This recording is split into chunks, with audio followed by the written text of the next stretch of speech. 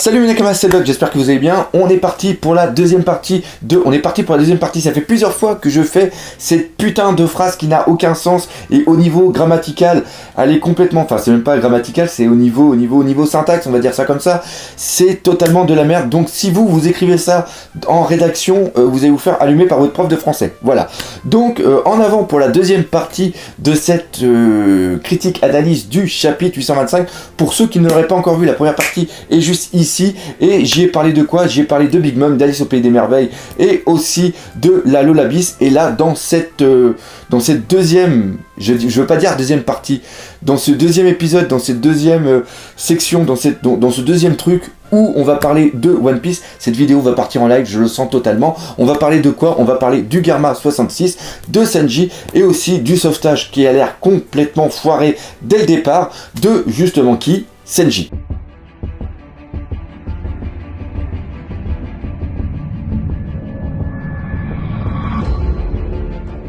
Déjà, on va commencer par parler de Sanji, et j'adore comment il a rembarré Vito et Gotti. C'était absolument, c'était génial. J'ai adoré. Toujours une fois, on reprend le personnage hyper classe, hyper charismatique, vraiment posé, vraiment réfléchi.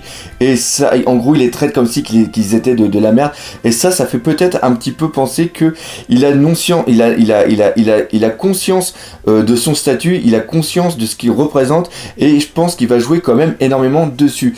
Par contre, au niveau de la suite, il va peut-être être dans la merde, et d'un seul coup, j'ai eu une sorte d'idée, une sorte de révélation que j'ai complètement oublié de vous parler tout à l'heure par rapport au thème de Alice et au Pays des Merveilles. Tout à l'heure, on a parlé des soldats, on a parlé aussi du damier, et il y a aussi quelque chose dans Alice au Pays des Merveilles qui, moi, m'avait beaucoup marqué, c'est tout simplement le jeu d'échecs, la grosse partie qu'il y a avec des personnes vivantes.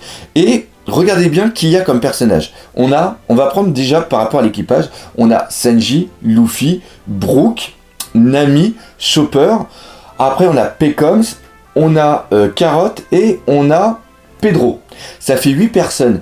Et au niveau du jeu des échecs, il y a 8 pièces principales, et après c'est les autres pièces, et on peut imaginer, c'est-à-dire le chiffre 8 est pour moi quand même quelque chose d'important, on peut imaginer qu'il y ait une sorte de jeu d'échecs géant avec la mort de certaines personnes quand elles se font totalement détruire. Et ça pourrait être quand même assez cool. Ça pourrait être quelque chose que, avec le talent qu'a Eiichiro Oda, qu'il pourrait mettre en place et qui serait totalement dingue. Et retenez bien cette idée qui est encore une fois tirée de rien du tout, mais c'est une petite révélation que j'ai eue comme ça, et je trouve que ça pourrait être absolument dingue. Alors autant quand Eiichiro Oda il fait des bons trucs, je le dis, autant quand il fait des trucs qui m'étonnent un tout petit peu, j'aime bien le dire aussi. Là, je trouve que le sort de Deus Ex Machina qu'on a par rapport aux comics, à la bande dessinée qui est faite par rapport au Times, qui est un journal très important au niveau de One Piece, le fait qu'il y ait un personnage qui s'appelle Sora, qui représente la marine et qui combat le Garma 66, c'est totalement bizarre pour plusieurs raisons. Premièrement, pourquoi tout l'équipage n'a pas tilté quand justement Pecoms dans le chapitre 815 parle du Garma 66?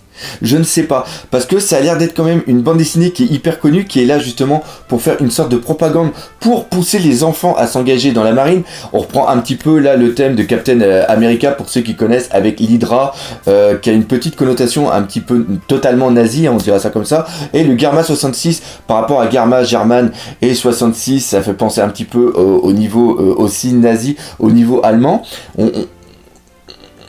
Je comprends pas, c'est ça qui m'étonne, parce que ça a l'air d'être une sorte de comics entre guillemets qui a été édité à plusieurs exemplaires tout le temps, et c'était une sorte d'aventure récurrente de Sora avec un robot contre plusieurs ennemis.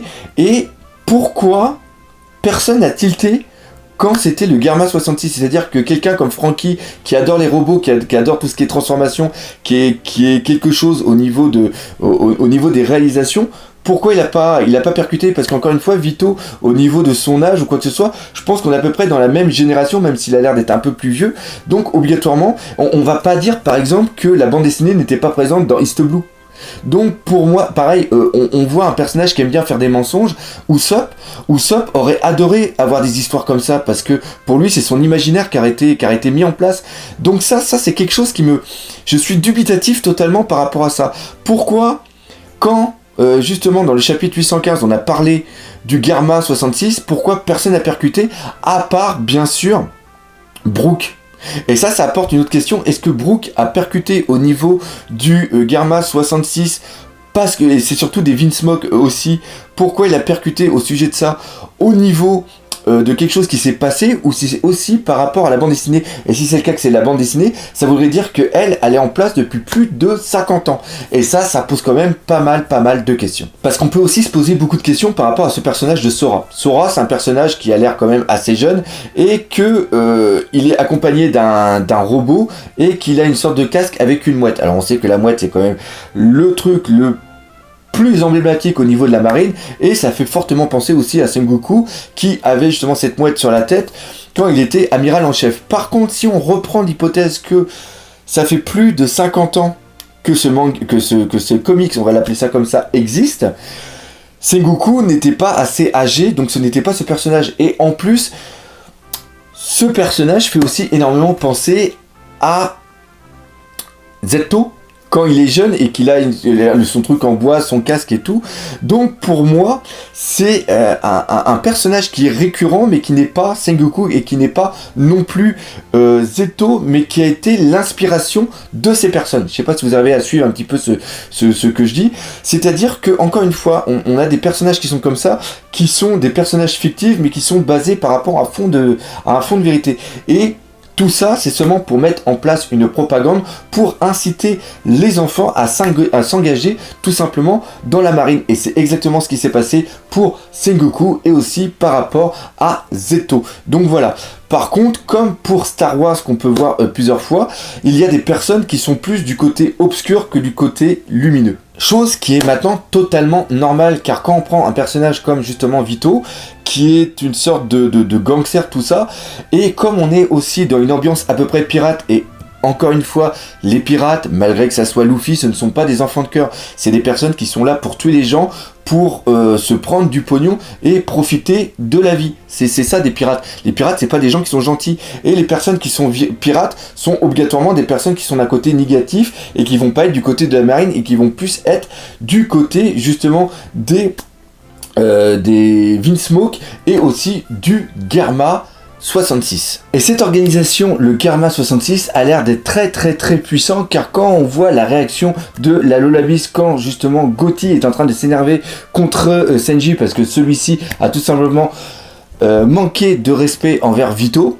quand on le voit s'énerver, on voit que la Lolabis arrive, prend justement Gotti par l'oreille et va l'emmener autre part, en lui disant que si tu continues à faire chier, tu vas tout simplement te faire couper la tête, car tu ne sais pas ce que représente justement Senji et la famille des Vinsmoke. Et ça, c'est quand même dingue, parce que je ne dirais pas qu'on est dans la relation même puissance entre la famille de Big Mom et aussi les Vinsmoke, mais Big Mom a quand même un intérêt, et ils doivent avoir une puissance pour que Lolabis ait cette réflexion de se dire ok, on va éviter de faire le con, parce que maman elle va pas trop être contente si on s'amuse à latter la gueule à Senji pour son mariage. Ajoutez à cela que Pecoms est littéralement en train de se chier dessus en voyant que le bateau qui leur arrive dessus est le bateau du Garma 66 et non pas un bateau de la famille de Big Mom.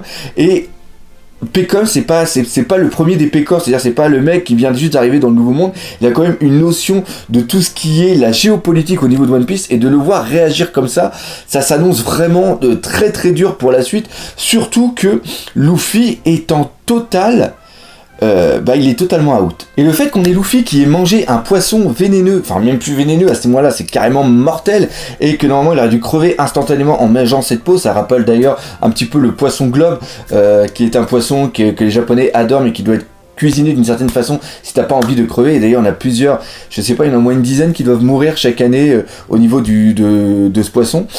Et là, on a encore une sorte de petit Deus Ex Machina, c'est-à-dire que Luffy est out à cause de ça, au moment primordial où il y a un bateau du Garma 66 qui arrive. Et ça, moi, je ne l'avais vu seulement que comme un un ressort humoristique, une sorte de running gag encore une fois sur le poison, parce qu'on sait que normalement il est immunisé par rapport à Magellan, par rapport à César Claude, mais là je n'avais pas vu que ça allait avoir autant d'importance, car Chopper est un petit peu dans la merde. Et encore une fois, il y a tout l'humour qui est mis à côté, où justement on voit Chopper qui est parti pour regarder le poisson, donc s'il est vraiment dangereux ou pas, puis on voit que dans le placard de Senji, il y a des magazines de cul, il y a aussi des cigarettes, ça c'est toujours le petit truc qui est drôle, mais je n'ai pas vu vraiment l'aspect tragique de la chose, c'est-à-dire que là, on a peut-être un Luffy qui va être KO pendant quelques temps, et là, ça fait intervenir une personne qui est très importante, qui est César. Et c'est là où ce mec va avoir énormément d'importance pour le futur. Il ne va pas faire partie de l'équipage de Luffy, mais il va sûrement peut-être après aller avec l'eau ou avec quelqu'un d'autre dans la flotte. Et il y aura toujours ce sort de conflit qu'il va y avoir avec Chopper, parce que Chopper, personnellement, ne peut pas faire d'antidote et il va avoir besoin de César pour ça. Et on peut imaginer que par rapport à ce qui se passe avec le jumeau de Senji, que l'équipage va être emprisonné, qui va aller à Big Mom, et que César aussi est emprisonné, vous voyez, dans la même... Enfin, il va avoir quelque chose qui va se passer justement entre eux. Maintenant, pour terminer, on va parler du Garma 66, et on va détailler un petit peu la notion des frères. Je sais pas pour vous, mais Garma 66, le fait qu'on ait la bande dessinée qui parle d'une organisation secrète, d'une organisation dure contre la marine qui représente un petit peu la justice, ça fait totalement penser à Star Wars. C'est un truc de...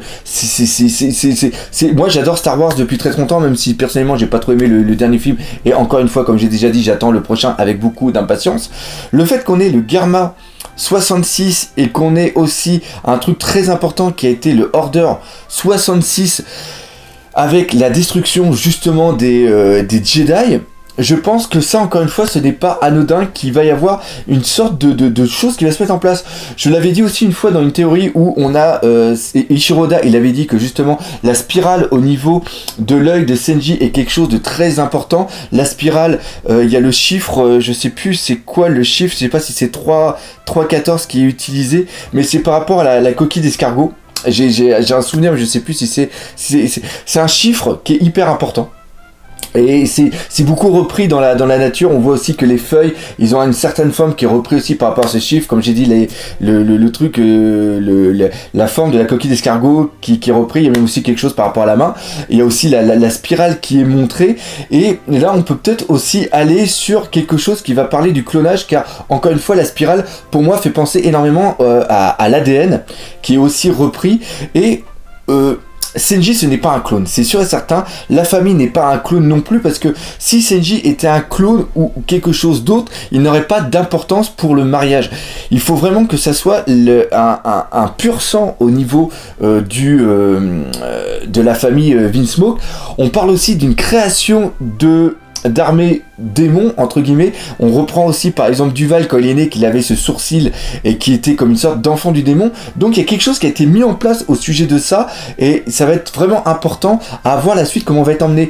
Pareil, on peut, j'avais dit que Senji c'était par rapport aux chiffres et à l'heure, donc on peut imaginer aussi qu'il y ait ce lien avec les autres frères, et pourquoi pas que ce soit carrément des triplés, il y a quelque chose, il y a vraiment quelque chose. Et encore une fois, Eiichiro Oda aime bien nous mettre beaucoup de mystère. On ne sait pas quelle va être la relation concrète qu'il va y avoir au niveau de ce frère. On ne sait pas ce que Senji va devenir par la suite, mais franchement c'est super intéressant. Et encore une fois, il y a plein de choses qui s'annoncent, qui je pense va dans les futurs. Comment va être le traitement qu'il va y avoir au niveau de la famille Vinsmoke. Ça va... Je sais pas quoi dire pour cette fin, parce que il y a plein de choses qui viennent. On sait pas comment. On est vraiment dans un flou. On ne sait pas du tout vers où aller. Et j'espère que Eiichiro Oda va vraiment nous surprendre. C'est ça vraiment que je voulais dire. On attend plein de surprises. On attend, encore une fois, on a une telle effervescence au niveau du cerveau de se dire putain, c'est quoi exactement ce qu'on va avoir. Donc voilà. Encore une fois, gros suspense. Pas de chapitre la semaine prochaine. On verra ça la semaine d'après. Mais malheureusement, je pense que je vais pas beaucoup être pris. Je sais pas encore ce que je vais pouvoir faire. Mais bref. Le futur de One Piece s'annonce vraiment très bon. Voilà, cette critique analyse, la deuxième partie est maintenant terminée. Encore une fois, je vous prie d'excuser un petit peu de la qualité de cette vidéo. Je suis pas mal pris par le temps avec le déménagement, comme vous le savez. Et il y avait quand même pas mal de choses à dire dessus. Donc encore une fois, laissez dans les commentaires ce que vous en pensez de ce chapitre, qu'est-ce que ça vous a donné. Comme d'habitude, partagez, parlez autour de vous, et nous, et défoncez aussi la gueule de ce putain de pouce bleu, c'est important. Et nous, comme d'habitude, on se dit à bientôt pour de nouvelles aventures One Piece. Allez, salut mes Nakama, et je vous souhaite aussi une bonne semaine, je pense qu'on va en avoir besoin. Voilà.